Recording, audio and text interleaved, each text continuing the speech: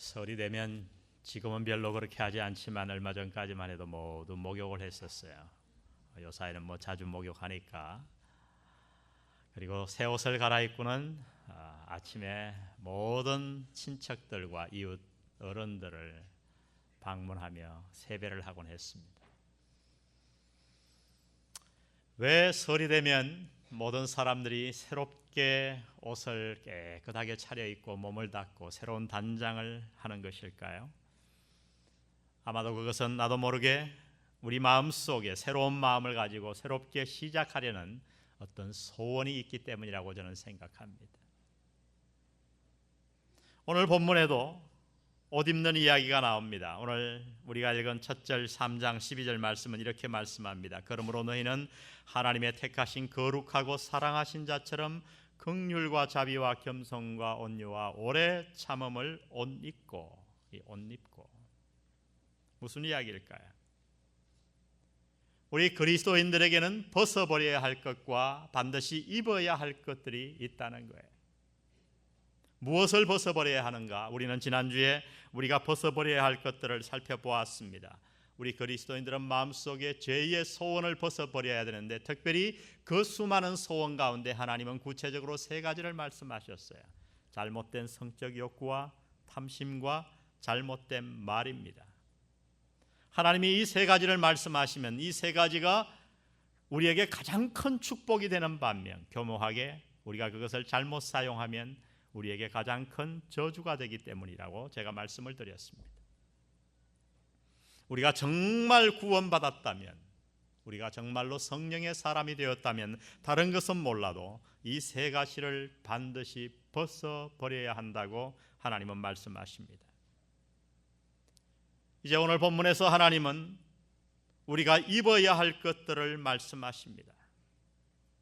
그리스도인은 마땅히 삶 속에 간직해야 될 열매가 있다는 거예요. 그것이 무엇일까요? 우리 그리스도인들은 무엇을 옷 입어야 합니까? 우리가 구정 때에 새 옷을 입듯이 우리는 날마다 영적으로 새 옷을 갈아입어야 할 존재인데 도대체 무엇을 입어야 합니까? 하나님은 오늘 말씀을 통해 우리가 입어야 할 3가지를 말씀해 주세요. 좋은 대비가 되죠. 벗어야 할 3가지를 말씀했고 오늘 우리가 입어야 할 3가지를 말씀해 주셨어요. 먼저 우리는 무엇을 입어야 되는가? 하나님은 이렇게 말씀하십니다. 그리스도의 인격을 입어야 된다고요. 그리스도의 인격. 다 같이 그리스도의 인격. 적어도 정말 구원받은 사람이라고 하면 그리스도인들은 삶 속에 그리스도의 인격을 간직해야 한다는 거예요. 어떤 인격일까? 수많은 인격이 있지만 지난주에도 보면 5가지 구체적인 죄악을 얘기했는데 오늘도 보니까 5가지를 말씀하셨어요. 오늘 3장 12절에 보니까 긍휼과 자비와 겸손과 온유와 오래 참음 5가지입니다. 저는 이 5가지를 아주 간단하게 짧게 살펴보기를 원합니다. 먼저 긍휼을 우리가 옷 입어야 돼요. 그리스도의 인격 가운데 긍휼을 가져야 됩니다. 이 긍휼이란 뭐냐? 이것은 다른 사람을 대하는 우리들의 태도예요. 특히 다른 사람들이 어려움에 처한 것을 볼 때 우리의 마음, 가져야 할 마음 자세를 이야기하신 거예요. 사실 헬라어 원문에는 2개의 단어가 오늘 우리말로 긍휼 한 단어로 번역되어 있어요. 그 2개의 단어를 우리가 직역하면 이런 의미가 되겠어요. 자비의 내장, 우리의 내장을 얘기했어요. 좀 더 아름다운 말로 우리가 문학적으로 번역한다고 하면 저는 이렇게 번역할 수 있을 거라고 생각합니다. 애간장을 녹이는 자비. 헬라 사람들은 우리의 감정이 우리 몸속에 가장 깊은 곳 내장에 있다고 생각했던 것 같아요. 그래서 감정을 내장이다, 그 단어를 똑같이 사용했어요. 근데 우리나라 말에도 비슷한 것 같습니다. 우리 민족도 그렇게 생각한 것 같아요. 간절한 감정을 우리도 어떻게 표현합니까? 애간장을 녹인다, 이렇게 표현하지 않습니까? 이것은 한마디로 말하면 다른 사람들의 어려움을 나의 아픔으로 여기는 마음이에요. 예수님은 이 땅에 계실 때 누군가의 아픔을 보실 때마다 늘 긍휼히 여기셨습니다. 길 가다가 앞을 못 보는 소경을 만나시고 그를 너무나도 긍휼히 여기셔서 어루만져 낫게 해주셨습니다. 문둥병자를 만나시고 너무 마음이 아프셔서 그 문둥병자를 고쳐주셨습니다. 주님은 사람들의 목자 없는 양 같은 모습을 보시고 애간장이 녹는 긍휼의 마음을 가지셨어요. 멸망의 길을 향해 달려가는 예루살렘을 바라보시며 예수님은 감람산 위에서 철철 우셨어요. 예루살렘아, 예루살렘아, 내가 암탉이 병아리를 품으러 한 것 같이 너희를 몇 번이나 품으러 하였더냐. 그러나 너희는 멸망의 길로 달려가는도다. 예수님께서 감람산 위에서 우셨던 그 장소에 여러분 성지순례 가보면 예수님의 눈물 모양을 만들어서 아름다운 예쁜 예배당을 만들어 놨어요. 그저 한 30명이 들어가 이렇게 앉아 있을 만한 아주 예쁜 예배당이에요. 바로 그 장소에서 예수님은 우셨어요. 여러분, 이것이 바로 긍휼의 마음입니다. 우리가 어떻게 구원을 얻게 되었는가? 성경은 이렇게 말씀합니다. 에베소서 2장 3절에 보니 전에는 우리도 다 그 가운데서 우리 육체의 욕심을 따라 지내며 육체와 마음에 원하는 것을 하여 다른 이들과 같이 본질상 진노의 자녀이었더니, 근데 그 다음에 완전히 장면이 바뀌어버려요. 4절부터 그러나, 우리나라 말에는 빠졌습니다마는 사실 헬라어에는 그러나라는 단어가 강하게 강조되어 있어요. 그러나 긍휼에 풍성하신 하나님이, 무엇에 풍성하신 하나님이? 긍휼에. 할렐루야. 우리를 너무나도 불쌍하게 여기시는, 애간장이 녹는 마음으로 우리를 바라보시는 그 긍휼이 풍성하신 하나님이 우리를 사랑하신 그 큰 사랑을 인하여 말씀합니다. 허물로 죽은 우리를 그리스도와 함께 살리셨도다. 우리는 죄로 말미암아 멸망할 수밖에 없는 존재였으나 하나님은 우리를 긍휼히 여기셨습니다. 이것이 우리가 구원받은 이유입니다. 이것이 바로 우리가 다른 사람을 긍휼히 여겨야 할 이유예요. 우리는 다른 형제 자매들이, 내 주위에 있는 사람들이 어려움에 처해 있는 것을 볼 때에 지나가는 자가 아니라 긍휼히 여겨야 합니다. 하나님은 바로 이 마음을 가지고 살아가라고 우리에게 말씀하시는 거예요. 어렵지 않은 말씀이에요. 이해하기가 어려운 말씀이 아니에요. 여러분, 교회의 직분이 중요한 것이 아닙니다. 강도 만난 이웃을 보고 제사장과 레위인은 다 그냥 지나갔어요. 그러나 선한 사마리아인, 유대인들이 짐승과 같이 취급했던 그 사마리아인이 그를 불쌍히 여겨 그 강도 만난 유대 사람을 데려다가 자기의 돈을 주고 여관에 데려다가 다 치료해 주었어요. 이 마음을 가지고 살아가야 한다 말씀합니다. 이것이 그리스도인들이 옷 입어야 할 그리스도의 인격의 첫 번째 항목이에요. 여러분, 긍휼의 마음을 가지게 해달라고 하나님 앞에 기도하시기를 바랍니다. 두 번째, 그리스도의 인격은 무엇으로 구성되어 있는가? 자비입니다. 이것은 선함과 친절함이에요. 디도서 3장 4절에 우리 구주 하나님의 자비와 사람 사랑하심을 나타내실 때에 그랬어요. 아주 재미있는 표현이에요. 자비가 뭐냐 하면요, 그것은 다름 아닌 사람을 사랑하는 것입니다. 친절히 대하는 거예요. 우리가 진정으로 사람을 사랑한다면 우리는 다른 사람을 향해 선하게 대하고 그에게 친절을 베풀게 될 거예요. 오늘 우리 사회는, 특별히 도시에 사는 우리들은 너무 경쟁적이 되어버렸어요. 직장도 경쟁이요, 운전을 해도 경쟁이요, 식당 가도 경쟁이요, 극장에 가서 표를 얻어도 경쟁이요, 은행 가도 표를 뽑아야 되니까 경쟁이요. 그래서 우리는 사람을 향해 선하게 대하지 않아요. 자비가 없어지는 사회예요. 하나님은 오늘 우리에게 말씀하십니다. 세상은 어떻게 할지 모르지만 우리 그리스도인은 항상 그리스도의 인격 가운데 자비를 옷 입어야 한다고요. 제가 작년에 모스크바를 가기 위해 비행기를 탔어요. 제가 먼저 앉아 있는데 일단의 무리들이 확 올라왔어요. 단체 여행객이었는데 아마 제가 보니까 일견해서 말하는 투로보아 목회자와 청소년들을 데리고, 목회자가 아마 어딘가로 선교 여행을 떠나는 길 같아요. 타자마자 그 목회자는 굉장히 당당해 보였어요. 젊은 목회자였는데 나이가 한 40 초반 되어 보였을까요? 스튜어디스에게 다른 사람들이 요구하지 않는 많은 요구를 하더라고요. 이것도 해달라, 이것도 해달라. 그러면서 앉으면서 옆에 있는 청년에게 얘기를 해줬어요. 아마 늘상 얘기했던 것 같아요. 봤지? 누군가 사람에게 부탁을 할 때는 눈을 똑바로 쳐다보고 부탁을 하면 잘 들어줘. 그렇지? 그러면서 아이들을 가르쳤어요. 좋은 가르침이었어요. 거기까지는 좋았어요. 근데 얼마 있다가 아주 소란이 일어났어요. 제가 잠깐 눈을 감고 있는데 뭔가 하고 눈을 떠봤더니 그 목회자가 아마 뒤로 의자를 꽉 제꼈던가 봐요. 그러니까 뒤에 있던 사람이 좀 불편하잖아요. 그러니까 직접 얘기하면 뭐 하니까 성무원을 불러가지고 앞에 의자를 조금만 당겨달라고, 자기가 너무 불편하다고. 그 뒤에 앉은 사람은 몸이 좀 뚱뚱한 사람이었어요. 성무원이 그 얘기를 하니까 이 목회자가 따지는 거예요. 내가 규정을 어겼냐고. 의자가 풀리 넘어가게 돼 있는 것은 그 규정에 맞기 때문이 아니냐. 어떻게 성무원이 규정을 어기고 나한테 얘기할 수 있느냐. 정말 성무원을 똑바로 쳐다보고, 성무원이 어쩔 줄을 몰라요. 다른 성무원이 왔어요. 높은 성무원이 또 얘기를 해요. 5분 10분 말을 얼마나 잘하는지 조리 있게. 그러자 뒤에 있는 사람이 화를 냅니다.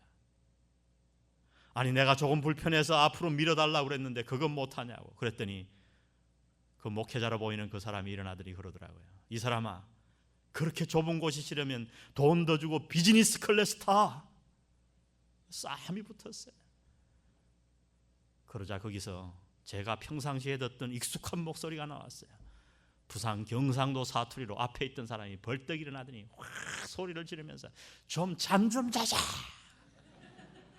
여기가 니들 전세 냈나? 뭐 다 평정이 돼버렸어요. 폭탄을 터뜨려가지고. 참 똑똑도 하네 그러면서 막 그 목회자를 야단을 치는 거예요. 쑥 들어가 버렸어요. 제가 보기가 얼마나 민망했던지.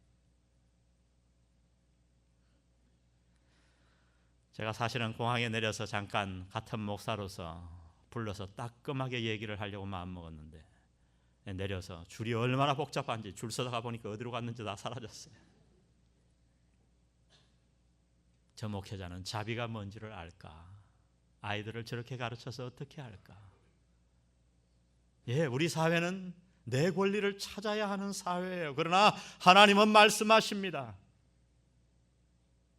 그것은 그리스도인이 살아가는 삶의 방법이 아니라고요. 내가 조금 손해보아도, 내가 조금 불편해도 하나님은 말씀합니다. 자비를 베풀라고요. 그리스도의 인격을 가지라고 말씀하십니다. 여러분, 이것은 너무나도 중요한 말씀입니다.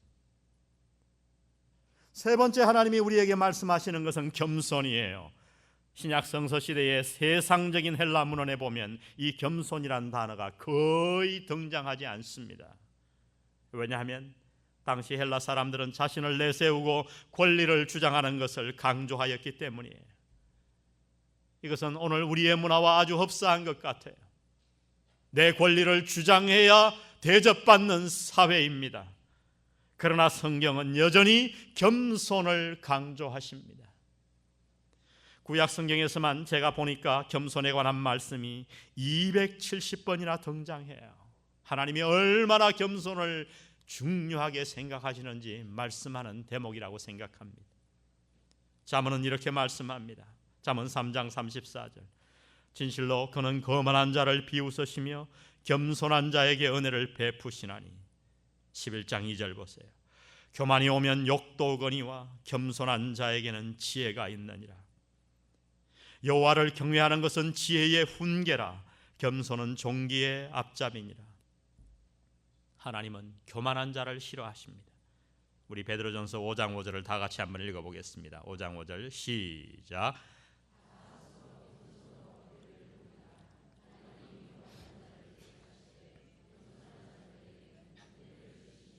여러분, 이 말씀을 문자적으로 믿습니까?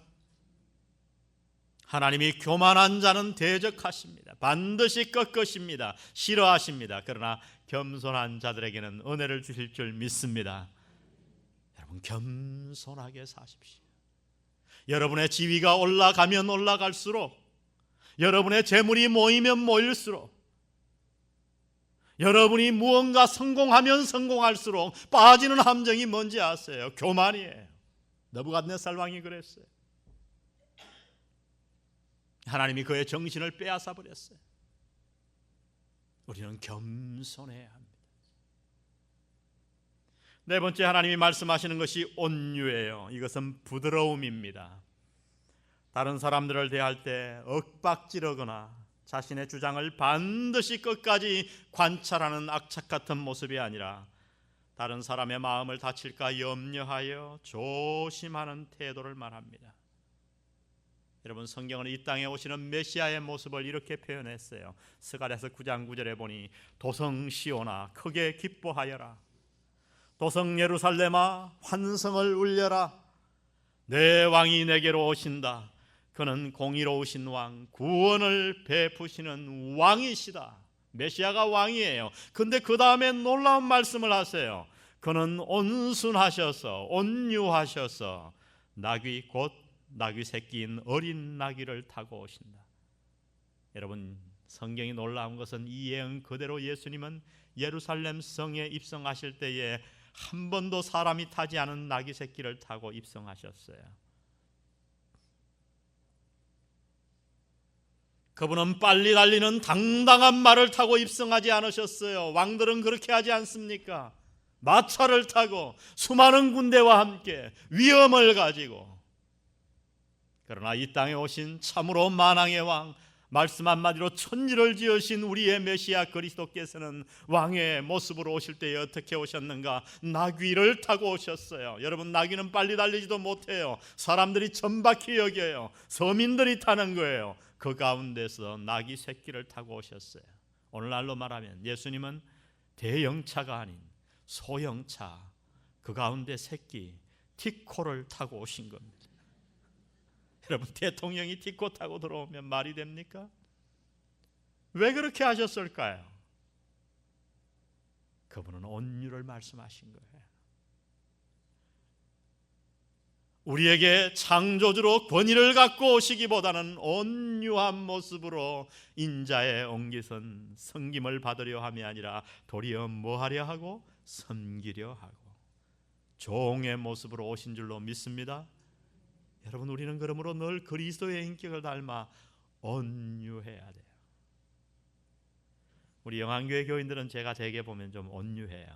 앞에 나서기를 싫어하고 온유해서 그런지 앞자리에도 잘 안 앉고 항상 이렇게 이빨 빠졌듯이 앞자리가 비어 있어요. 조사를 해보면 알지만 틀림없이 ISTJ들이 많을 것 같아요. 내성적인 사람들이. 좋은 겁니다. 좋은 거예요. 온유하시기를 바랍니다. 마지막 우리가 가져야 할 그리스도의 인격이 뭐냐? 오래 참음이에요.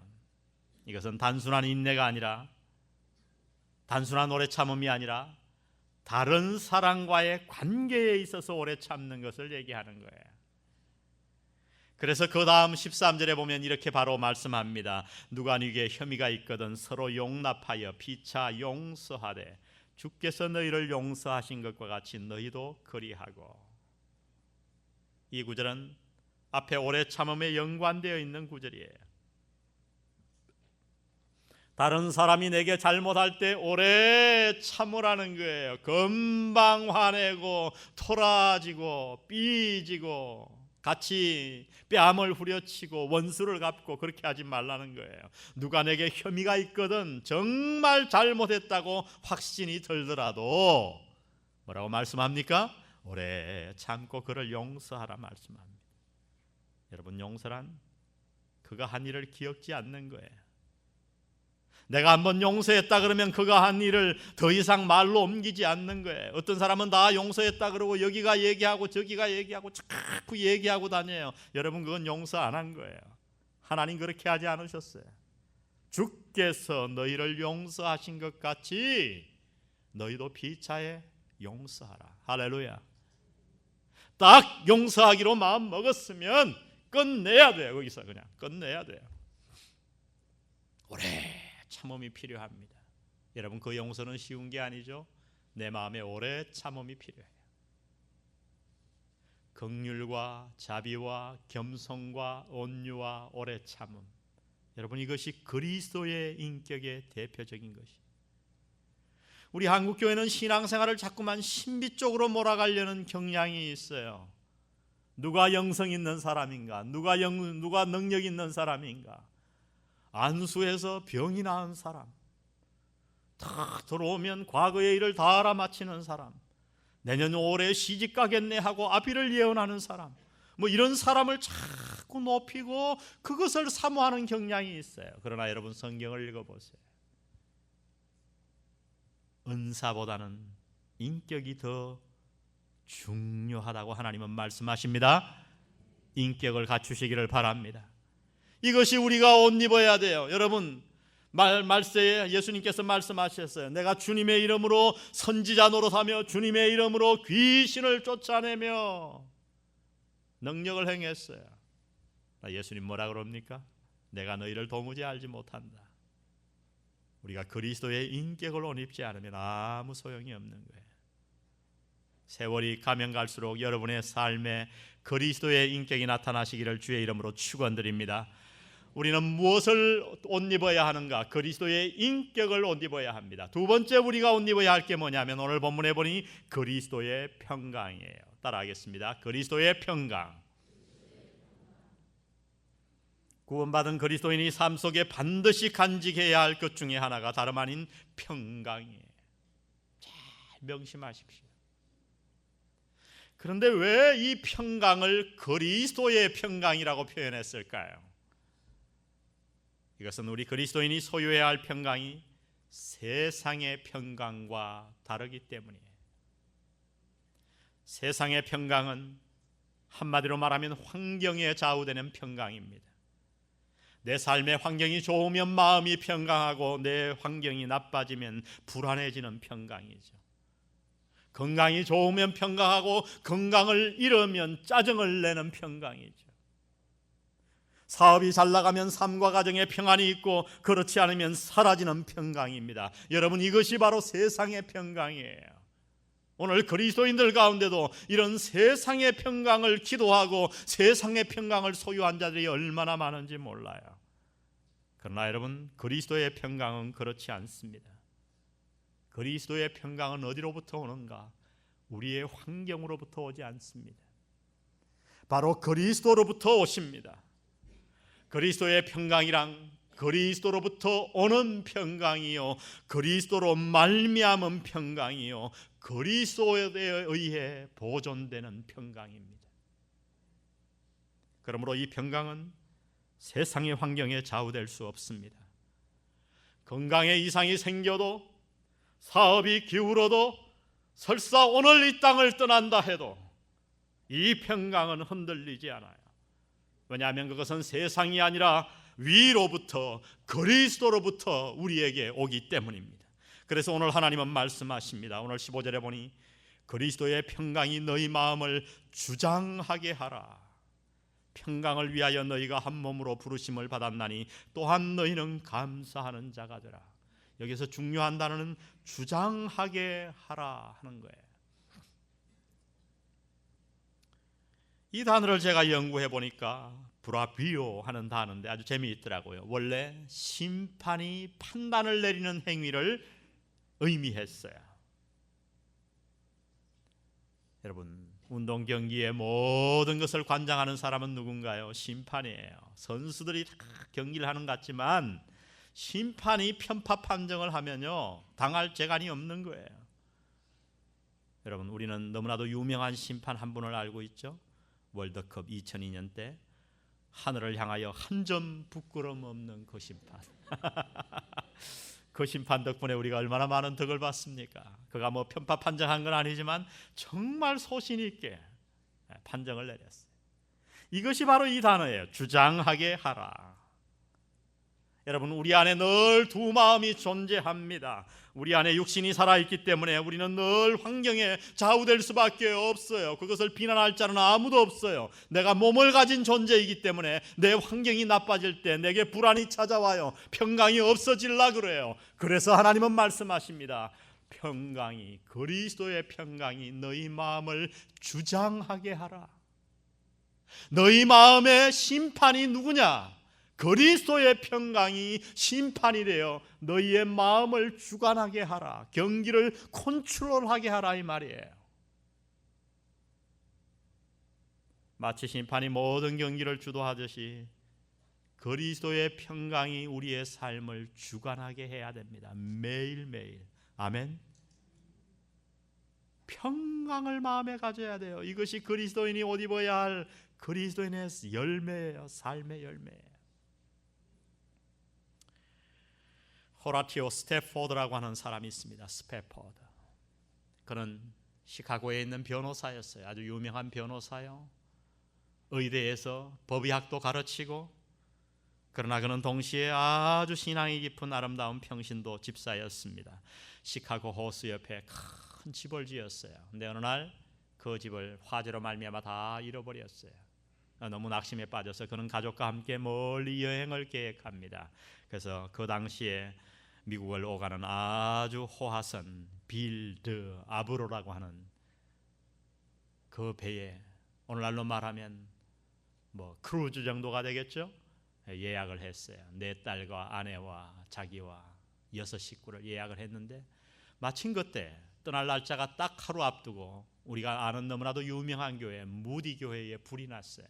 그래서 그가 그 변호사 일을 담당했기 때문에 할 수 없이 자기는 가지 못하고 아내와 4딸, 표가 아까우니까 보냈어요, 여행을. 네, 여러분, 빌드 아브로호가 영국 여객선과 충돌했고 타이타닉호와 같이 그 배는 침몰하고 말았습니다. 아내는 가까스로 구원을 얻었어요. 구함을 받았지만 그의 그렇게도 사랑하는 4딸은 거기에서 다 수장되어 죽고 말았습니다. 훗날 이 스태포드 집사는 아내와 같이 다시 배를 타고 자기의 딸들이 죽었던 그 바다에 갔습니다. 그리고 그 배 위에서 그 바다를 바라보며 이런 시를 썼어요. 내 평생에 가는 길 순탄하여 늘 잔잔한 강 같던지, 큰 풍파로 무섭고 어렵던지 나의 영혼은 늘 편하다. 저 마귀는 우리를 삼키려고 입 벌리고 달려와도 주 예수는 우리의 대장들이 정내 싸워서 이기겠네. 내 영혼 평안해, 내 영혼 평안해, 내 영혼 평안해. 여러분, 우리가 즐겨 부르는 찬송에는 이런 비하인드 스토리가 있어요. 숨겨진 이야기가 있어요. 안네의 일기를 쓴 안네 프랑크는 다락방에 그렇게 오랫동안 숨어 있으면서 늘 자기의 가족들에게 이렇게 물었다고 합니다. Am I happy? 내가 행복한 것 같아 보이니? 자기에게 물었어요. 내가는 행복한가? 왜요? 그리스도인이라면 환경에 상관없이 행복이 마음속에 있어야 하니까요. 여러분, 4딸을 잃고 어떻게 평안할 수가 있어요? 그러나 그는 그 모든 것을 극복하고 마음속에 평안을 노래했습니다. 내 영혼 평안해. 마귀가 삼키려고 달려와도, 내 인생이 잔잔하든지 풍랑이 오든지 상관없이 내 영혼은 평안하다고 말합니다. 왜요? 우리의 평강이 그리스도로부터 오기 때문인 줄 믿습니다. 이 세상에 아무리 폭풍우가 몰아쳐도 우리는 이미 보장받은 미래가 있는 자예요. 그리스도께서 우리의 죄를 다 씻기셨고 우리를 살리셨고 거룩한 백성이 되게 하셨고 하나님의 자녀가 되게 하셨어요. 그 그리스도로부터 오는 평강 때문에 우리는 날마다 마음속에 평강을 옷 입어야 할 줄로 믿습니다. 평강을 잃지 마세요. 잠시 흔들릴지는 몰라요. 잠시 눈물을 흘릴지는 몰라요. 그러나 여러분, 우리가 정말 구원받은 백성이라면 우리는 날마다 그리스도의 평강을 옷 입어야 할 줄로 믿습니다. 우리는 그리스도의 인격을 옷 입어야 합니다. 그리스도의 평강을 옷 입어야 합니다. 마지막으로 우리가 옷 입어야 할 것을 하나님은 이렇게 말씀합니다. 그리스도의 말씀을 옷 입어야 한다고요. 다 같이 한번 따라해 보겠습니다. 그리스도의 말씀. 사실 구원받은 모든 그리스도인의 마음속에는 하나님의 말씀이 이미 거하고 있습니다. 그러나 오늘 하나님은 이렇게 권면하십니다. 우리 16절을 보세요. 그리스도의 말씀이 너희 속에 어떻게 거하여? 이게 중요해요. 풍성히 거하여. 제가 이 말씀을 연구해 보니까 어느 정도로 풍성하냐면 철철 흘러 넘치는 거예요. 잔을 따르는데 시편 23편에 내 잔이 넘치나이다. 콸콸콸콸 넘쳐 흐르는 그 풍성함을 이야기하셨어요.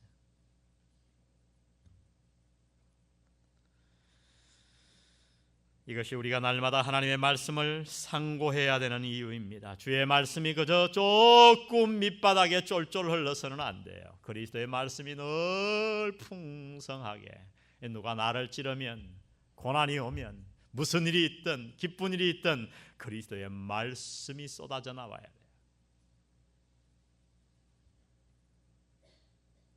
이렇게 말씀이 우리 안에 풍성하게 거하게 되면 어떤 일이 일어납니까? 오늘 16절 중반을 보니까 모든 지혜로 피차 가르치며 권면하고, 서로 간에 하나님이 주신 깨달음과 지혜를 나누는 일이 생기게 돼요. 만나면 성도끼리 교제를 하는데 주의 말씀을 가지고 교제하게 되어 있다는 거예요. 꼭 무슨 설교를 하라는 게 아니에요. 딱딱하게 그저 얘기하는 가운데 그 마음속에 깨달은 말씀이 배어 나와야 돼요. 근데 성경 공부 시간과 예배 시간 외에는 전혀 말씀이 나오지 않아요. 찌르면 가시만 튀어나오는 세상 자랑과 세상적이고 육신적인 것만 튀어나오는 그리스도인들도 있어요. 여러분, 그렇게 하지 말라는 거예요. 우리의 마음속에 말씀이 흘러넘치게 되면 그 말씀으로 서로를 가르치게 됩니다. 누군가 잘못하면 찾아가서 그의 말에는 권위가 있어요. 하나님의 말씀으로 그를 권면하게 되는 것입니다. 이렇게 우리가 말씀이 넘치고 서로를 지혜로 가르치고 하나님께 말씀을 적용하여 얻어진 은혜와 축복을 서로 간에 나누게 되면 어떤 삶이 우리에게 일어나게 되는가? 성경은 말씀하십니다. 우리 16절 하반절을 다 같이 한번 읽어보겠습니다. 아주 짧은 말씀인데요. 시작. 마음에 감사함으로 하나님을 찬양하고. 우리의 삶에 찬양과 감사가 넘치게 돼요. 늘 말하면 그런 사람은 감사합니다. 할렐루야. 늘 주님을 찬양해요. 여러분, 그런 사람에게 어찌 사람들이 달라붙지 않겠어요? 그런 사람이 하는 일이 어떻게 복을 받지 않을 수가 있겠어요? 근데 늘 우거지상을 하고 말이죠. 딱딱하고. 여러분, 성공해 보세요. 가시받게 되지 않아요. 이 얼마나 멋진 삶입니까? 이 얼마나 멋진 옷입니까? 최근에 여러분 이런 옷을 입은 사람을 만나보셨나요? 그리스도의 인격과 그리스도의 평강과 그리스도의 말씀이 가득한 사람 말입니다. 이런 사람은 입은 옷이 남루해도 상관없어요. 사람들은 그를 흠모하고 따르게 될 것입니다. 보석으로 장식하지 않아도 빛이 납니다. 그리스도의 인격을 갖추고 그리스도의 평강을 소유하여 항상 평안하며 그 마음에 하나님의 말씀이 흘러넘치는 사람, 이 사람이 진정 그리스도인입니다. 이 옷이 바로 저와 여러분이 입어야 할 옷입니다. 하나님은 우리 민족에게 2번의 명절을 주셨잖아요. 새해를 2번 주셨어요. 이 웬 은혜입니까?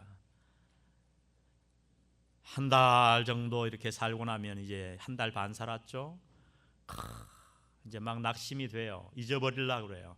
하나님은 그러나 그 모든 것을 다 뒤로 하시고 세컨드 찬스를 주셨어요. 우리는 또 새해를 맞았어요. 설을 맞았어요. 우리 이 새해 그리스도로 옷 입는 여러분 되시기를 주의 이름으로 축원드립니다. 우리 자리에서 다 같이 일어나셔서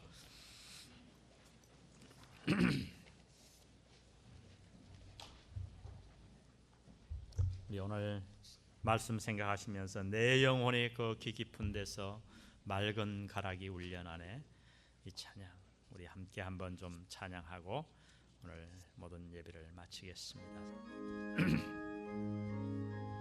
469장입니다.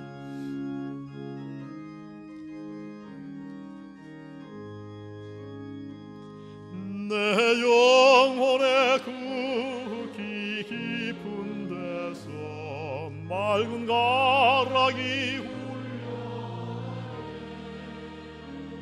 하늘 곡조가 언제나 흘러나와 내 영혼을 고이 싸네.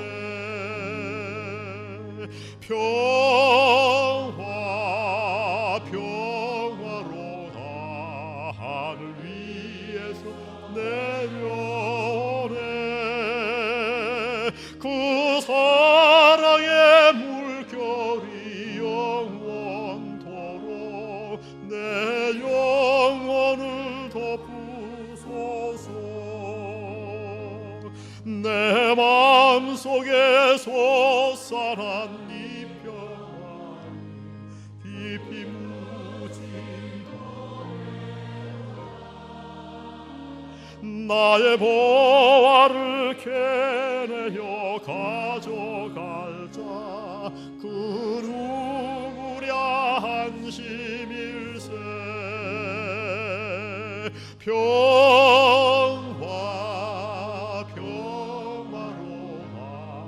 하늘 위에서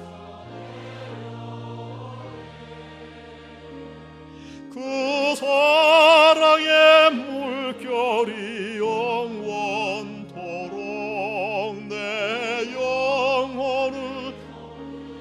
4절입니다. 이 땅 위에 험한 길 가는 동안, 이 땅 위에 험한 길 가는 동안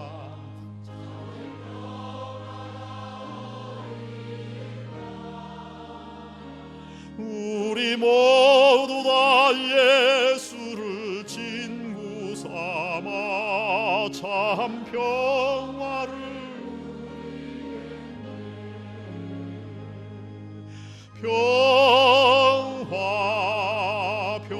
평화로다 하늘 위에서 내려오네.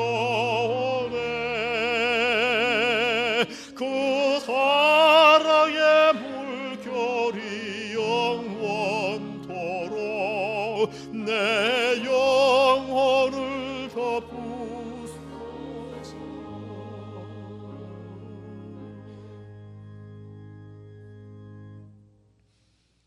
성부, 성자, 성령의 은혜가